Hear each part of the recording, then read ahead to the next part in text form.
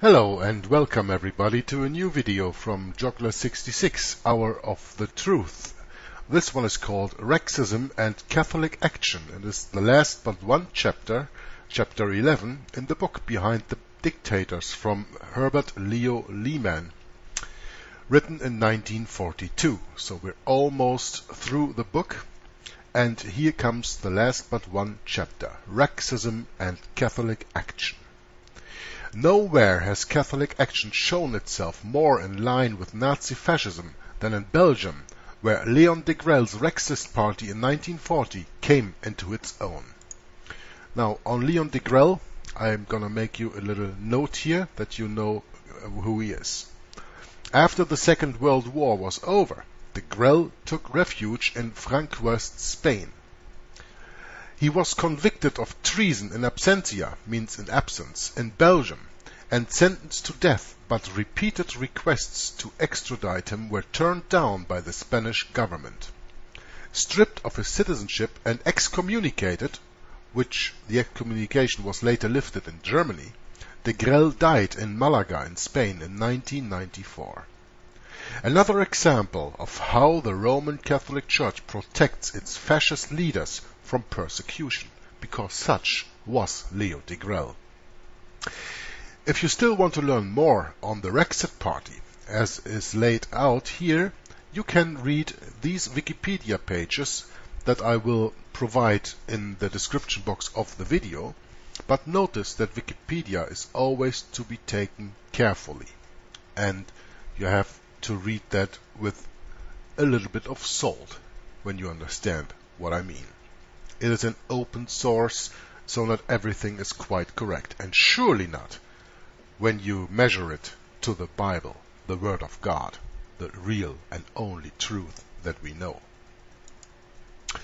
But continue. Pope Pius XI gave the Jesuit slogan Christus Rex, which means Christ the King, to Catholic action as the battle cry for its crusade over Catholic reconstruction of the social order. This slogan, Christus Rex, is from the spiritual exercises of Ignatius Loyola, the founder of the Jesuit order. The same cry, Viva Cristo Rey, was used by Franco's fascists in their war against the legitimate Republican government of Spain. It was the war cry of the fanatic Mexican Indians who were spurred on by the Jesuits to commit acts of sabotage against the Republican government of Mexico. It was also the cry of the Spanish rebel officers who, with the help of the Moorish troops, tortured, violated and slaughtered nearly 15,000 men, women and children alike at Badajoz. The Rexists in Belgium claimed the honor of being the first fruits of Catholic action, the quote-unquote Christian frontiers of Belgium. Their leader, Leon Degrelle, the Belgian peasants nicknamed him Adolf Degrelle, was won over to the movement by the Monsignor Picard when he was a student at the University of Louvain. He and all his assistants are products of Jesuit training. And we can read that in R.A.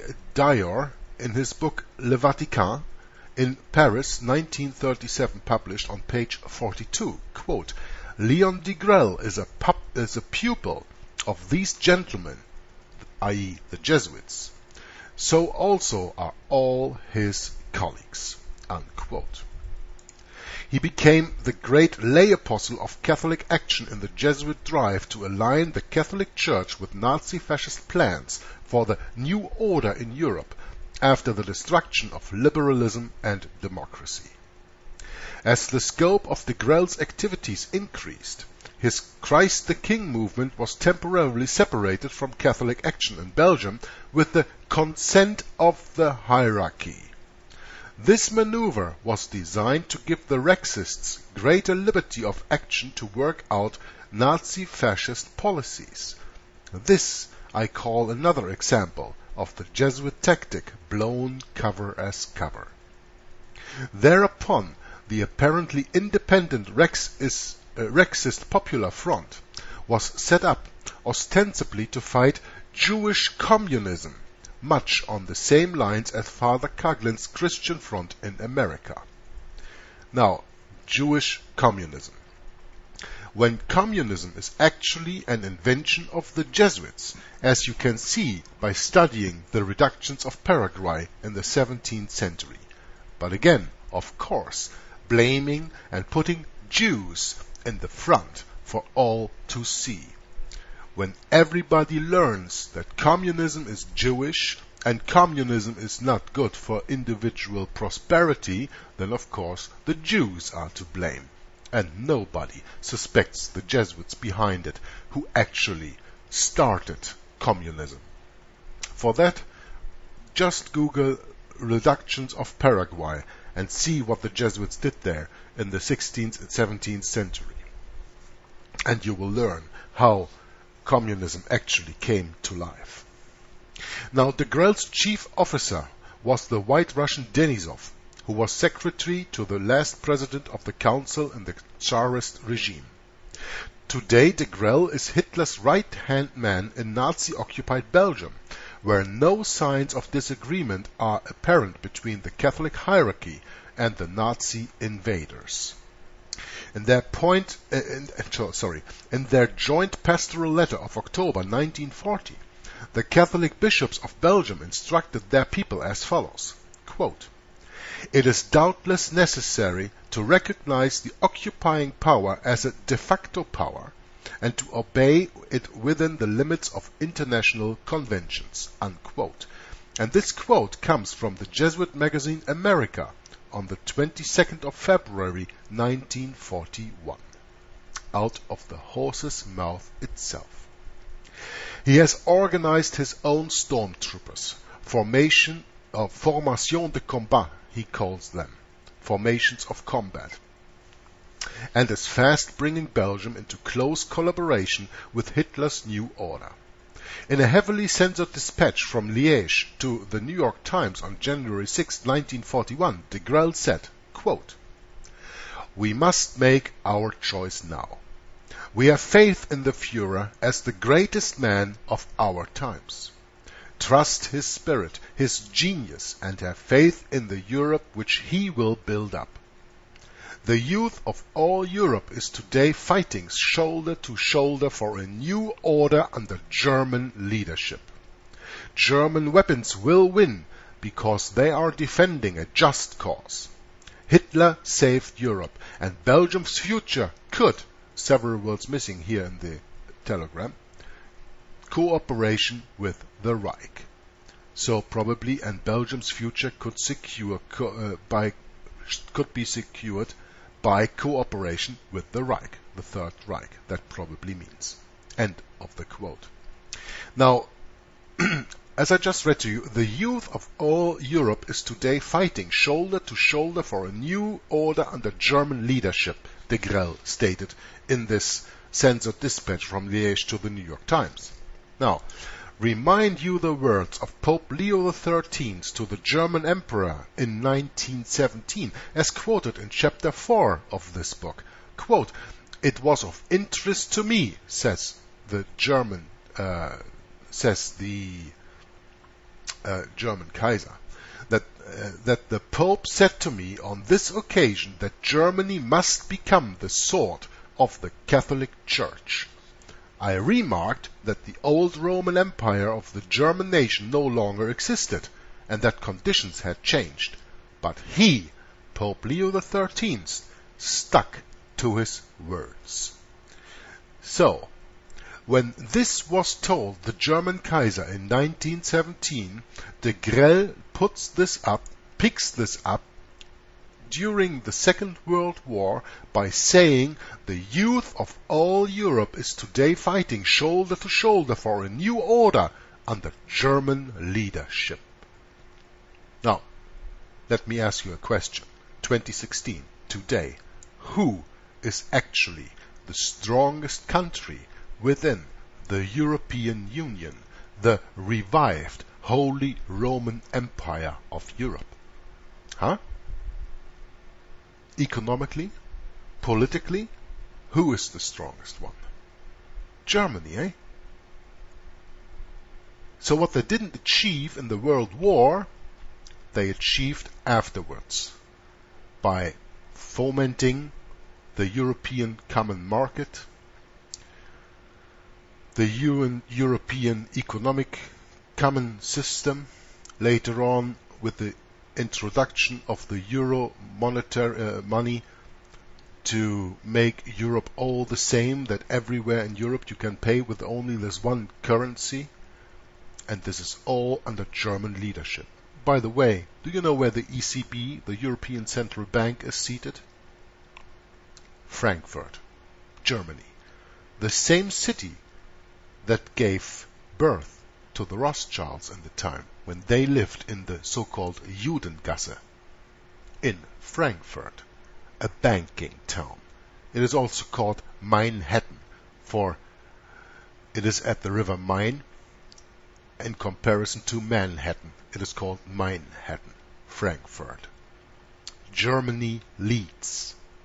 And this is exactly what Pope Leo XIII wanted already in 1917, when he spoke to the German Emperor and said that Germany must become the sword of the Catholic Church. Now we continue in the book. There never was any secret about de Grelle's collaboration with Hitler. In its issue of May 20th, 1936, the Paris newspaper Le Temps, means the Times, called attention to the close relationship between the Rexist Party and Hitler's National Socialism. And shortly before the Belgian elections in May 1936, de Grelle went to Germany to study Nazi propaganda methods. After the example of the German Führer and Father Coughlin, he sought to gather around him all the discontented elements of the middle class. In imitation of Goebbels, he curried favor with the workers by appearing to side with the strikers. The chief point of comparison, however, between Rexism and Nazi-Fascism is that both declared war on Catholic liberal tendencies among both the clergy and the laity, with the aim of setting up the Jesuit authoritarian control of Catholic activities. This was the real reason why Catholic action was instituted by Pope Pius XI. And I went already in earlier chapters on the persecution of Catholic liberal tendencies, of the liberal clergy and of the liberal laity, because when you read the oaths of the Jesuits, and I made a video on that, so you can always look that up, the Jesuits are to go against liberals, even in their own ranks, of course, because the church has to be the gainer in the end, and liberals cannot be accepted. Now it is not out of place to repeat the underlying reasons for this desire to abolish all pre-Hitler Catholic politics throughout Europe, a thing the Jesuits for many years had ardently longed to see accomplished. As already pointed out, the old Catholic political parties had become intimately bound up with the liberal constitutions of states, wherein all parties and religions were able to coexist freely. Furthermore, the ideology of the liberal democratic state, with its principles of religious and racial tolerance, was broadening the political and social outlook of these Catholic parties. The fraternizing of the secular clergy with the laity in these political parties furthered the spirit of tolerance as opposed to the traditional intolerance of Catholic dogma. On the other hand, it must also be remembered that in Germany the two Catholic political parties, the Centre Party and the Bavarian Popular Party, because of their close religious connections with the Roman Catholic Church, had met with strong opposition from the Protestant part of the population. As a consequence, the constituted existence of these parties threatened to compromise the aim of Catholic action, which was to use Germany as the instrument to effect its counter-Reformation designs. It was thus necessary for a new Catholic policy to camouflage itself as a national movement and make itself appear as the only party representing the nation as a whole. Now, I cannot but go back to the last but one sentence. As a consequence, the continued existence of these parties threatened to compromise the aim of Catholic action, which was to use Germany as the instrument to effect its counter-Reformation designs. Now, when you think about it, isn't that kind of cruel to take Germany, from which the Reformation actually really took heat, with Luther in 1517 nailing his 95 Theses on the church door in Wittenberg? So Germany was the cradle of the Reformation, and now they use Germany as the instrument to effect its counter-Reformation designs. You get that? Germany first is the cradle of the Reformation, and now they make it the cradle of counter-Reformation. That happens when you have the power of the Roman Catholic Church in your country. So, my dear American brothers, think about what will happen to your country that was Protestant from the beginning, hijacked in 1776 by a Catholic government all the time, and today is completely run by Jesuit-trained persons. Counter-Reformationists. Jesuits are nothing else but counter-Reformation. Every time I read the word Jesuits, you can also read counter-Reformation. Means against the Word of God. But okay, continue here. It can thus be seen why the abolition of the pre-Hitler Catholic political parties in Germany had the approval of the movement for Catholic reconstruction. Here is what Gonzague de Reynaud has to say on the point. Quote, "The Centre Party, which Hitler fought with all his might, because they were liberals, was forced to commit suicide. But it was a party which had already shown signs of deterioration, which had made many mistakes, and upon which the young people were turning their backs. The news that soon they could take part in real Catholic action without any addition of party politics aroused great enthusiasm." Unquote. For the very same reason, the Rexist party in Belgium, direct offspring of Catholic action, likewise declared, quote, "All Catholic parties are the result of a fixed historical situation and have advantages and disadvantages for the Church. When these historical situations cease to exist, Catholic parties lose their reason for existence. This applies equally to the Catholic party in Belgium. Up till now, differing opinions could be had as to their usefulness and their right to existence. Today, however, they are anachronisms. I'm sorry, I butchered this word. They are anachronisms. Oh yeah, that's not an easy word to read, so I'm going to repeat the sentence. Up till now, differing opinions could be had as to their usefulness and their right to existence. Today, however, they are anachronisms, as were the Centre Party in Germany and the Popular Party in Italy." Unquote.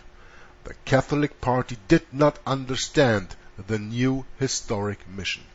The confessional movement did not transform itself into a national movement. Because of these deficiencies, it had to disappear like all other parties. The Rexist Party will now take up the defense of Catholic and ecclesiastical interests. It does not only intend to defend the Church, but also to take the whole religious question out of politics. It will effect this by means of the constitutional guarantee of the rights of the Catholic Church and by drawing up a concordat to regulate the relations between the state and the Church. This is end quote from what the Rexist party in Belgium said about Catholic action. Thus, according to this new Catholic policy, there is to be no apparent separation between Catholic action and the Nazi-Fascist thrust for the establishment of its new order in Europe. To the Rexist party was assigned the task of regulating the relations between the Roman Catholic Church and the fascist state in Belgium by means of a concordat, as was done in Germany through von Papen and the present Pope Pius XII, then papal nuncio to Germany. This new historic mission of the Church of Rome, initiated by the Lateran Pact and Concordat of 1929 between the Vatican and Fascist Italy, calls for collaboration with the Nazi-Fascist dictators, unhampered by any questioning of interference from the people or the lower clergy. Liberal principles and popular freedom have to be crushed out as completely in the Church as in the state. Quote, "We in America are only now beginning to see clearly how the noose was formed to strangle all forms of liberalism and democracy in pre-Hitler Europe in order to make way for the Nazi-Fascist hierarchical grouping of nations and individuals in a sort of revived Roman Empire of the German nation. And the real motivating force behind it all has been the thrust of the Jesuit counter-reformation, antedating all the dictators which aimed to crush out of existence the hated liberal principles of the Protestant democracies. It has indeed been an ungodly combination that worked together to accomplish this objective. Catholic reconstruction movement of Pope Pius XI, Italian fascism, Hitler's National Socialism, French anti-Semitic leagues, La Roque and the Cagoulards, Belgian REXISM, the Hungarian racist movement of Father Banga, White Russian Association, Croatian associations, whose hand appeared in the assassination of King Alexander of Serbia and French Foreign Minister Bartu, Slovene separatists led by the Jesuit Father Anton Korashets, who worked his way to the presidency of the Senate in Yugoslavia, the Catholic prelates and politicians of Old Austria, Monsignor Seipel, Dollfuss, Schosnik, and others, the priest-politicians of Slovakia, Carpatho, Ukraine, and Bohemia, Fathers Hlinka and Tiso, not forgetting Franco and his fascist generals in Spain and the Laval-Pétain cliques in France. All of these worked closely together and were interlinked with the Roman Catholic Church in working towards the same end, the destruction of the post-Reformation structure of Europe and the world. But the end is not yet. And I'd like to add here, we still have to conquer the United States of America, and by them, the rest of the world.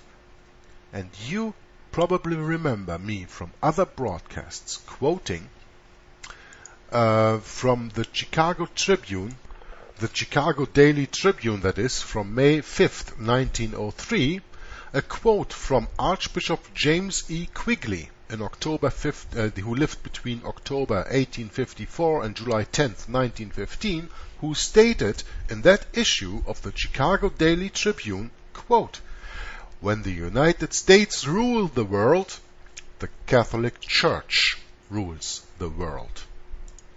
Now, everybody knows that at least from the end of the Second World War, the United States of America have really become an empire. An empire, the second beast of Revelation 13, that gives allegiance only to the first beast, whose wound was healed, as we just read, in the Concordat in the Lateran Treaty of 1929 with Mussolini. Since then, the Roman Catholic Church has gained more and more power, and since the United States of America are under total control of the Jesuits, they are under total control of the Roman Catholic Church. By that, When the United States of America rules the world, the Roman Catholic Church rules the world, and this chapter of the book ends with the sentence, "But the end is not yet." No, the end is not yet. The end of the Second World War was almost there at that time in 1942, just 3 years to go. But the end is not yet. The biggest fights still have to come. They extirpated probably all the Protestants in Germany, and they did the same over there in the United States of America with the ecumenical movement with Vatican II. And all the Protestants that they did not get by the ecumenical movement or the rising of the charismatics, they will get when martial law is put upon you. Because the Roman Catholic Church seeks to destroy Protestant Christianity, Bible-believing Christianity. And the biggest bulwark today of Protestantism still left in this world is the United States of America. So even it is on the top, reigned by the Roman Catholic Church, they still have to get the people in line with the politics of the government.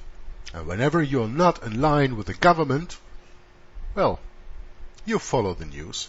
I don't have to tell you what's going on over there in the United States. You know it by yourself. And the United States of America is not ruled by law, it is ruled by executive orders of Presidents George W. Bush and Obama, and probably the one who comes after him, whether that's be Trump or Hillary Clinton or I don't know. They're all Jesuit puppets. Now you just cry up, "Oh, Trump is a Protestant." Yeah? Is he? First of all, the Protestants are all ecumenical. That's point one. Point two, Trump has had 2 years of Jesuit University Fordham training. He has 5 children, of whom 3 went to Jesuit schools. 2 to Penn U and 1 to Jesuit Georgetown University in Washington. And don't even get me started on Hillary Clinton, who you know that her husband, former President Bill Clinton, was Jesuit educated at Georgetown University, and he very much held up to Carroll Quigley at that time. Anyway, this ends the reading of chapter 11 of Behind the Dictators and leaves us with just one chapter, chapter 12, Pro-Germanism of Pope Pius XII. That's for another video. I thank you very much for your attention, for listening and watching to the video. God bless you, and until next time, Joggler66, Hour of the Truth, signing off. Bye bye.